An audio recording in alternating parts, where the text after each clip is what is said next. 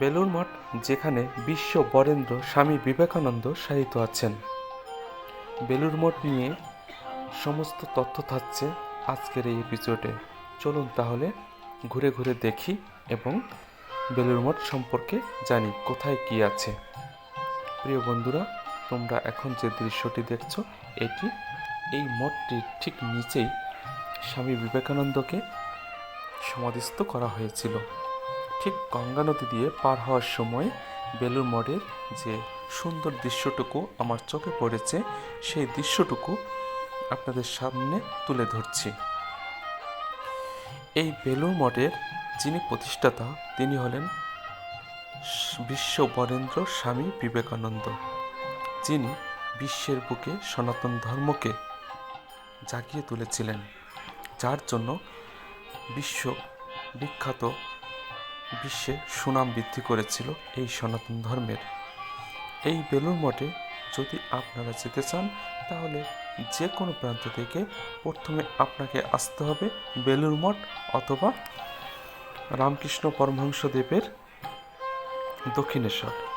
দক্ষিণেশ্বর থেকে ট্রলার যোগে আপনারা এই বেলুড় মঠে আসতে পারবেন, অথবা আপনারা বেলুড় মঠ রেল স্টেশনে নেমে টোটো যোগে এই বেলুড় মঠে আসতে পারবেন। আপনারা যে ফটকটি দেখছেন, এই ফটকের ঠিক পিছনটায় বিশ্ব বরেণ্য স্বামী বিবেকানন্দকে সমাধিস্থ করা হয়েছিল। তারই স্মৃতি রক্ষা করার জন্য এই সুন্দর কমপ্লেক্সটুকু নির্মাণ করা হয়েছে। এই বেলুড় মঠে যদি স্বামী বিবেকানন্দ সম্পর্কে অনেক তথ্য জানতে চান, তাহলে অবশ্যই এখানে যে মিউজিয়ামটা আছে সেখানে আপনাকে যেতে হবে। এই স্থানে এসে এই যে মন্দিরটি দেখছেন, এই মন্দিরটি ঠিক এই এখন যে দৃশ্যটা দেখছেন, ওখানেই স্বামী বিবেকানন্দকে সমাধিস্থ করা হয়েছে। এর সুন্দর চারপাশের দৃশ্যটি অত্যন্ত সুন্দর।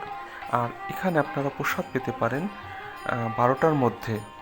প্রসাদের জন্য কোনো নির্দিষ্ট ফি নেই, আপনি যা খুশি কিছু প্রণামী দিয়ে আপনি পেট ভরে প্রসাদ খেতে পারেন। 10 টাকা বা 15 টাকা বা 20 টাকা দিয়ে আপনারা এখান থেকে প্রসাদ খেতে পারেন। তবে মাথায় রাখবেন, 12টা থেকে 4টা পর্যন্ত বন্ধ থাকে। এই সময়ের আগে প্রসাদ খেয়ে আপনার এই স্থানটি ত্যাগ করতে হবে, এবং যদি আবার পুনরায় ঢুকতে চান, তাহলে অবশ্যই 4টার পরে প্রবেশ করতে হবে। তো আপনাদেরকে দেখালাম বেলুড় মঠের কিছু ছবি, কিছু ভিডিও। আপনাদের কেমন লাগলো কমেন্ট করে জানাতে পারেন। আর কোনো তথ্যের জন্য হলে আমাকে SMS করতে পারেন, আমি অবশ্যই জানাবো। ভিডিওটি দেখার জন্য ধন্যবাদ সবাইকে।